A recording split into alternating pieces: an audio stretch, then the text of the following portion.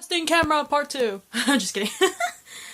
This is my part 2 video to, what was it? Fear the Walking Dead, Season 2, Episode 5, titled Captive. This is part 2 video.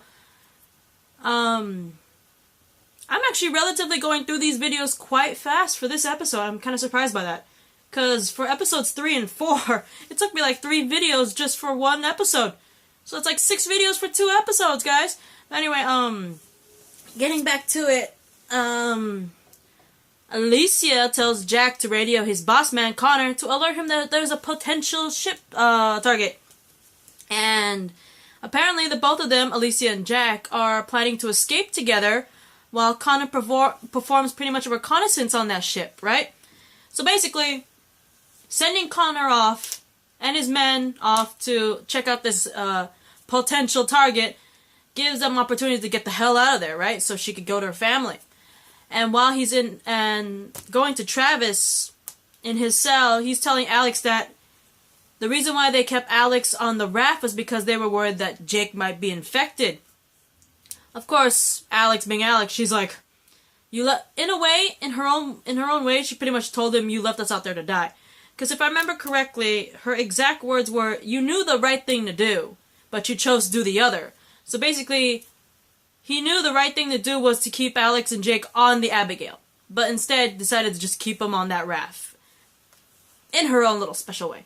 But anyway, Strand, back on the Abigail, manages to spot the 5 cluster boats docked along the shore and tells Daniel, we arrived at Connor's little base of operations.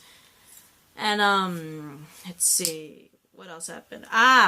Travis, going back to him, he tries to apologize to Alex and also shares the story that he was forced to kill his son's mother. You remember her, right? And he also said, it cost a part of him. It, literally took a part of him. I think a part of his humanity because, it's the mother of his son. At one point, he was in love with this woman. Otherwise, they wouldn't have been married and had a child together, you know what I mean? And as that's happening, back on the Abigail, Chris, anyway, Chris is outside the door is a little bit open, and Reed's talking to Chris and tries to rile him up, which actually proves to be effective, because Chris ends up riled up like a moron, and in order to tune Reed out, Nick shuts the door, and, Chris, he confides in Nick, saying, he blames himself for allowing Reed's group to even get on the Abigail, because remember, Chris was on deck. Well, was he on deck? I know he was with Ophelia, and they were keeping guard, right? They saw those 3 people coming toward them, and he was debating whether to shoot them or not. And because he didn't shoot them, they ended up, holding them hostage and taking Travis and Alicia. So he blames himself, but at the same time, I don't think he should really do that because he wasn't sure if these people were good people or bad people. But then again, in this apocalypse, you can't be too sure. But at the same time, you don't want to lose your humanity. For all they know, those 3 could have been good people. The lady could have seriously had pregnancy problems. So I think he chose a little bit of a humanity side. It's a stupid thing for some people. Some people think it's stupid because there are no good. Some people might think there are no good people during the apocalypse anymore. But hey, I want to believe that there are still good people in the world. Just saying. But anyway, Nick assures Chris, it wasn't his fault. Which it really wasn't his fault. Chris did not know if these guys were bad or good people. It was not his fault at all. I completely agree with Nick on that reassurance thing. But anyway, back on Connor's little base of operations, with Jack at her side, Alicia manages to track down Travis, and she tells him, we're plotting to escape that very night. And, Connor, though, he radios the Abigail and orders Reed to drop anchor. And instead of Reed picking up, Madison is the one that does and tells Connor that they're holding Reed hostage and they will trade your little brother Reed for Travis and Alicia, and Connor agrees. After signing off, though, unfortunately, Madison hears a gunshot. So everyone's wondering, what the hell happened? What was that gunshot, right? I think that there was a commercial break right after that gunshot. But all of a sudden, when we come back, we see that Chris is walking down the hall with a gun. So there's your first suspect already, because obviously the gunshot happened on the Abigail. So it's obviously someone on the Abigail, and you see Chris with a gun. So he's like suspect number one, and he goes to Ophelia and tells her that Reed was about to turn. And by the time the group goes into the cabin where Reed is, they see Reed dead. Not only is he dead in the cabin, his face is blown off. It's highly suspicious because it didn't look like Reed in general. It didn't even look like Reed was like hurt. How many minutes? 5. Okay.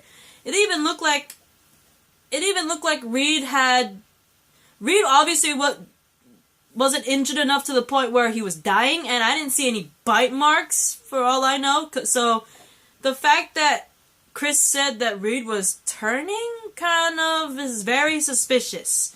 Just saying.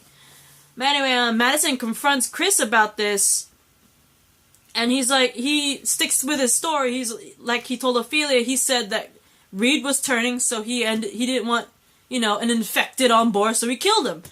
But unfortunately, they overhear Luis complain that the trade that they're having with trading Reed to get Travis and Alicia is now dead. And Chris realizes that. He's like, oh my god, you guys were going to trade Reed to get my dad and Alicia back, but I just killed Reed. Our bargaining chip to get my dad and practically my sister out of there.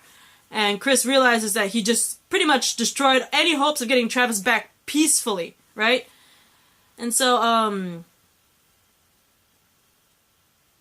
back with Connor's people, Jack ties Travis's hands to prepare him for the prisoner exchange, and Connor orders Jack to also get Alicia and prepare her for the exchange as well. Although Jack has tried to fight Connor, not really fight, but he tried to argue that Connor did tell Jack that Jack could have Alicia to himself. But apparently Connor is backing out on that and saying that Alicia is also going with Travis for the exchange, right? And of course, Jack doesn't like this. He wanted Alicia to himself. Yeah, we all know why. But anyway, back on the Abigail, Ophelia and Nick are cleaning the blood inside the room. And obviously when you see his face blown off, when Chris shot Reed, he didn't do a proper headshot, because when he shot him, it was right here on his face, because this part of his face was blown off. In order to make sure to kill an infected, or to make sure when someone dies and they don't turn, you gotta hit them here. Here. Not here. Here. Or maybe up here, as long as it's near the brain. Kill the brain, you kill the infected, right? So, obviously, that didn't happen with Chris, because he shot Reed here, so it's nowhere near the brain.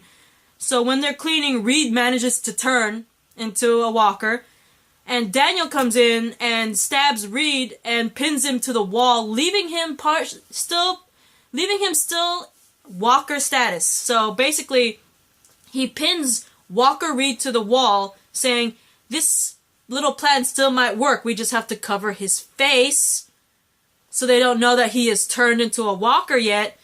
And, we'll exchange Walker Reed, get Travis and Alicia back. We'll set free Walker Reed toward Connor and them, and he will just kill everyone there, right? That's their plan now.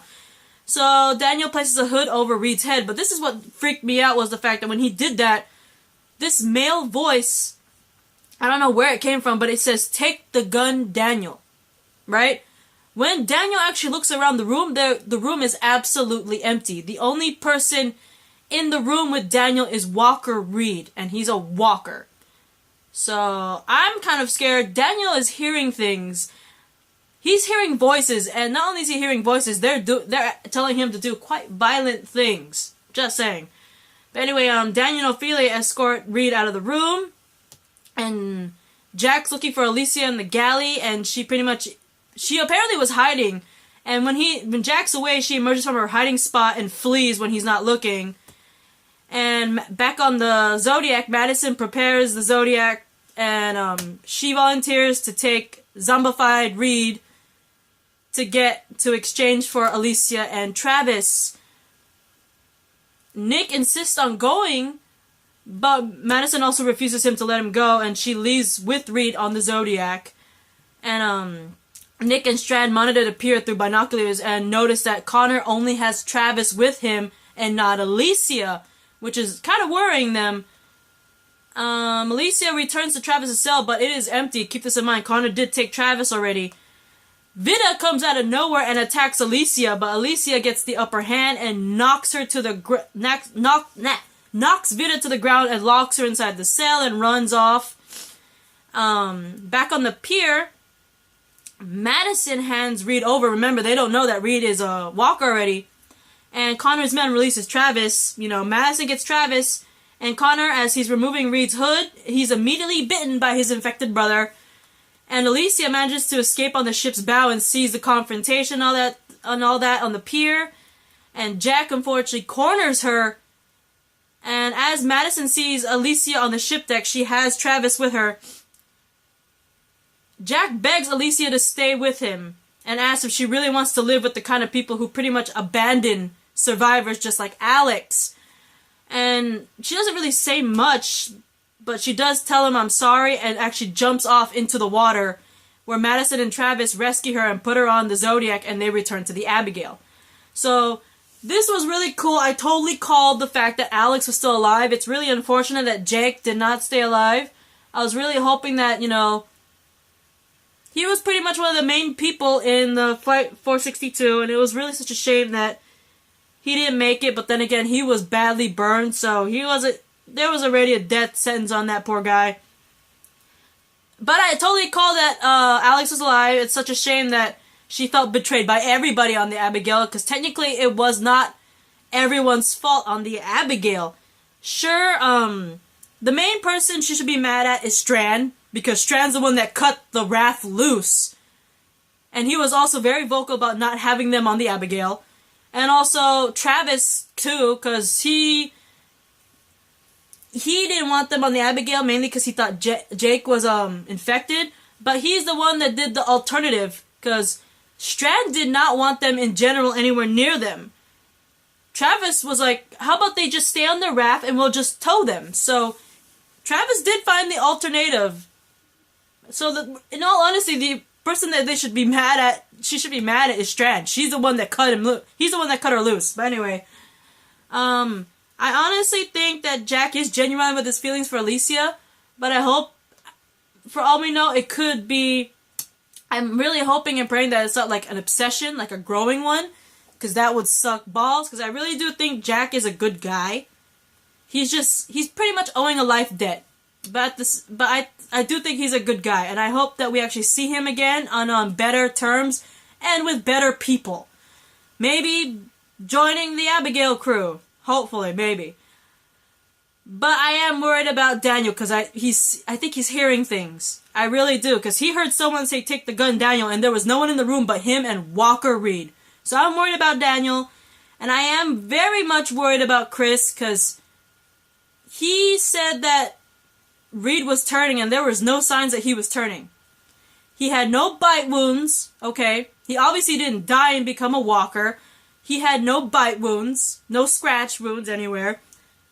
Yes, he does have a wound he has injuries from a crowbar, but that's not enough to make him turn. So I'm worried about Chris and his mentality, and I'm also worried about Daniel's, because he's hearing voices. But anyway, that is my part. I finally finished this episode. Oh my god. This is my reaction rant to Fear the Walking Dead Season 2, Episode 5, titled Captive, Part 2, guys. I finished it in less than 3 videos. I feel proud. But anyway, I'll see you guys in the next video.